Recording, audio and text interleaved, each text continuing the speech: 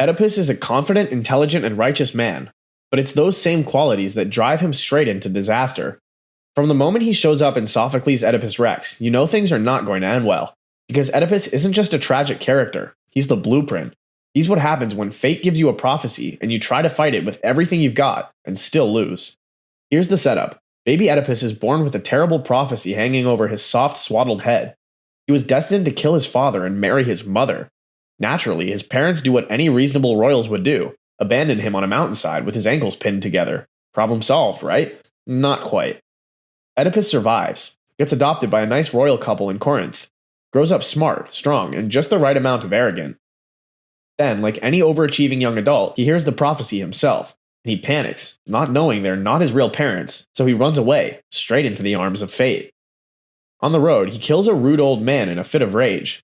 Then he heads to Thebes, solves the Sphinx's riddle like it's no big deal, saves the city, and is rewarded with the queen's hand in marriage. And that right there is his mom. And for a while, things go great. He rules wisely. They have kids. Also his half-siblings. But fate isn't done. A plague hits. The truth starts leaking out. Bit by bit, Oedipus uncovers the terrible reality. The prophecy was real. He killed his father, married his mother, and now everything falls apart. Jocasta, who happens to be his wife and mom, hangs herself. Oedipus blinds himself with her brooch. And that confident, proud king who once outwitted monsters is reduced to a blind, broken exile, begging for mercy and meaning in a world that gave him none. Why does this hit so hard? Because Oedipus was not a villain. He wants to do the right thing. He searches for the truth, and when he finds it, it destroys him. His tragedy isn't that he's evil, it's that he's human. You might remember him from J.D. Salinger's short stories, A Perfect Day for Banana Fish, Raise High the Roof Beam, Carpenters, and honestly, Seymour isn't just a character. He's a literary ghost, a philosopher in sandals. Fiction's own tragic shooting star. He burns bright, then he's gone. Let's start with the headline. Seymour kills himself on a beach vacation. One moment he's talking to a little girl about banana fish, and the next, he's putting a gun to his temple in a hotel room while his new wife sleeps. There's no tidy explanation, no clear cause, just silence. Seymour is strange. He's this beautiful contradiction, a genius who can't live with the world's ugliness, a war veteran who returned more spirit than man, a poet stuck in a culture that only understands bank statements and afternoon golf.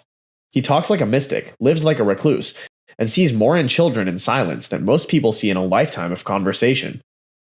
And that's the heartbreak. Seymour doesn't want to be here. Not really. He tries. He marries. He writes. He dips his toe into normal life. But normal life doesn't want him. To adults, he's weird. To the psychiatrists, he's unstable. To his wife's mother, he's dangerous. Only children get him.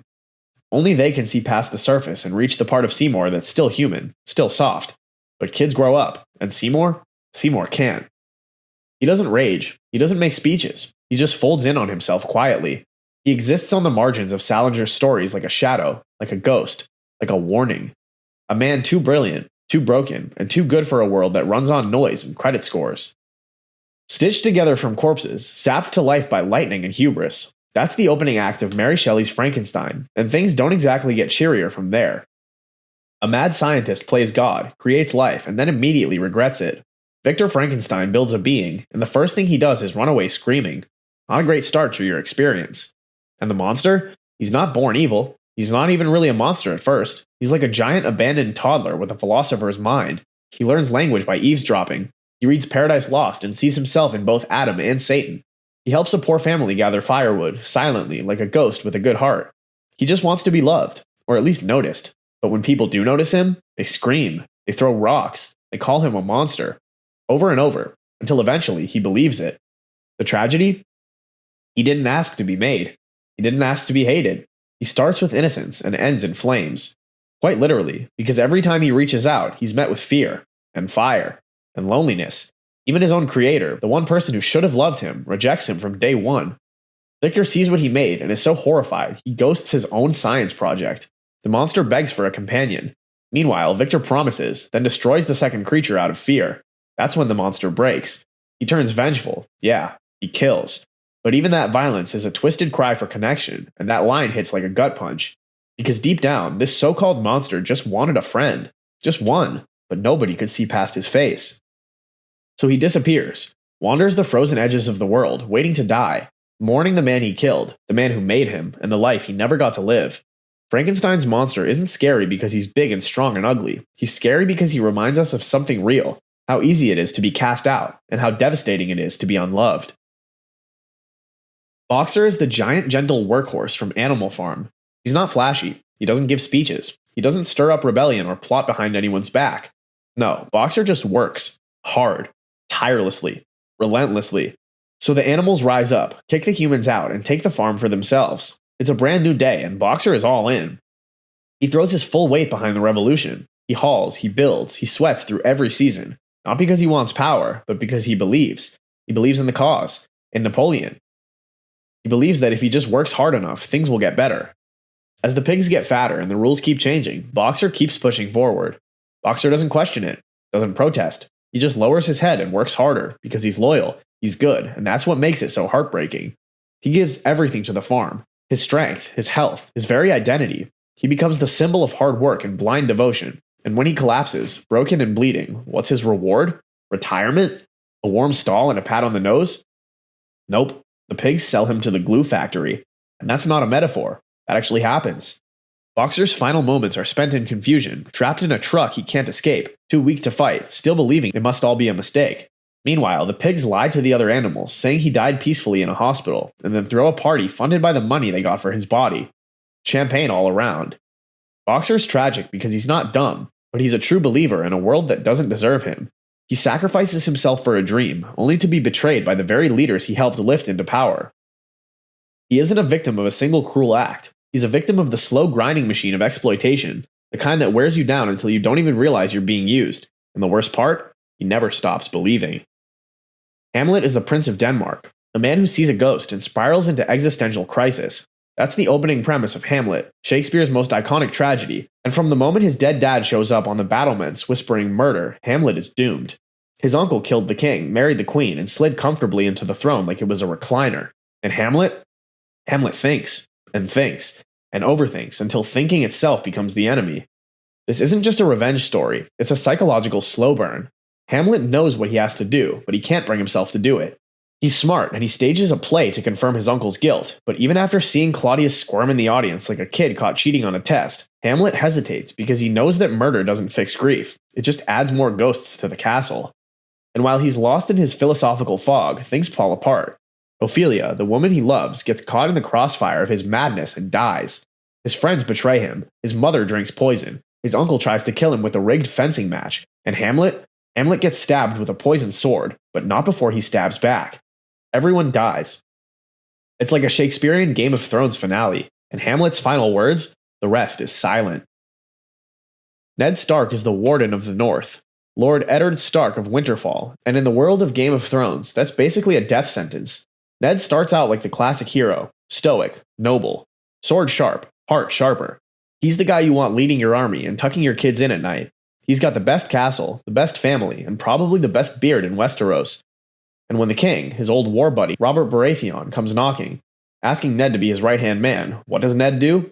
He sighs, probably says goodbye to his wolves and snow, and heads to the capital, because honor was a bad move.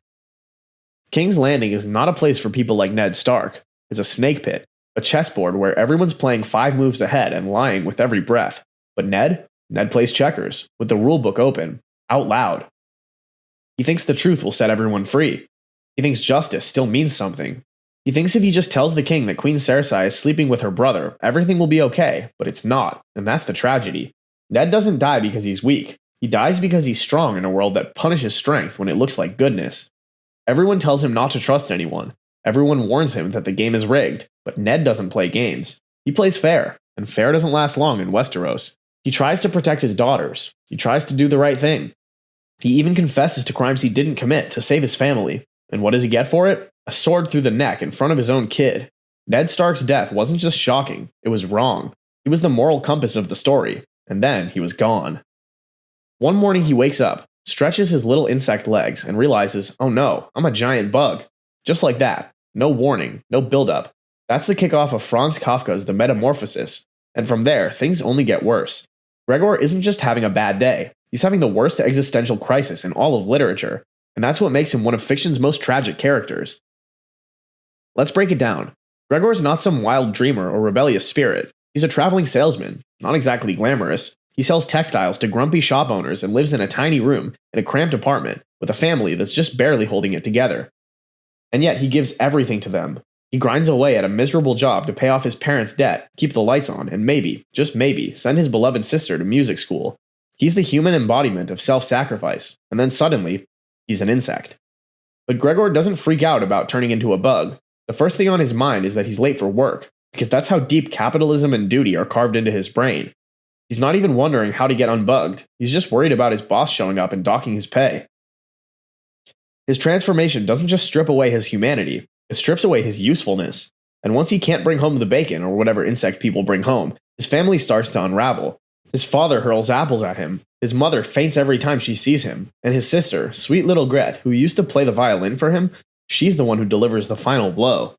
Gregor becomes a ghost in his own home, not dead, but definitely not alive in any way that matters. He crawls on the walls, hides under the couch, and watches the world go on without him. He doesn't even get a dramatic monologue or a big emotional goodbye. He just stops eating, stops moving, stops existing. And when he dies, his family breathes a collective sigh of relief and goes out for a walk. Gregor Samsa is tragic not because he dies a bug. He's tragic because he was already invisible before the transformation. Being a bug just made it obvious. He's the ultimate symbol of what happens when your worth is tied to what you do instead of who you are. Just quiet suffering until he disappears. Heathcliff is the brooding, bitter, heartbreak-shaped hole at the center of Wuthering Heights. If there were a Mount Rushmore of tragic fictional characters, he would be the one glaring out from under a thundercloud, hair wild, eyes stormy, probably cursing the sculptor for not making him look more miserable. And that's how it starts, with misery. Heathcliff doesn't walk into the story so much as get dragged into it. An orphan, nameless, speechless, brought home like a stray by Mr. Earnshaw, and instantly hated by most of the household, especially Hindley. Hindley hates Heathcliff, but then there's Cathy, Catherine Earnshaw, wild, fierce, just as untamable as the moors they run across together. Heathcliff and Cathy are twin flames, soulmates, the same brand of chaos bottled in different bodies. She's his whole world. He is hers, until he's not, because Cathy wants the world, and Heathcliff doesn't have it to give. She marries Edgar Linton, who's soft and rich and very not Heathcliff. It's emotional whiplash. It breaks him. So he vanishes. When he returns, he's transformed. Not into a giant bug like Gregor, but something darker, colder, sharper. He's tall, terrifying, mysteriously wealthy, and 100% revenge-fueled. Think Batman if Batman were a goth villain who hated everyone and wanted to destroy two families at once. And he kind of does. He seduces Edgar's sister just to ruin her life. He steals Wuthering Heights back from Hindley, drinks him into ruin, manipulates the next generation like a puppet master with a grudge, all while never letting go of Cathy, even after she dies, especially after she dies. He talks to her ghost. He digs up her grave just to be near her. He walks the moors at night like a cursed specter, haunted by a love that never let him go and a life that never wanted him, and that's what makes him tragic. Heathcliff is a man built entirely out of pain, rejection, and devotion. He was never loved right, never raised right, never given the tools to be anything but doomed. And yet, he loved forever. By the end, Heathcliff isn't destroyed by his enemies, he's hollowed out by his own obsession. Starved for Cathy, for peace, for something to fill the void she left.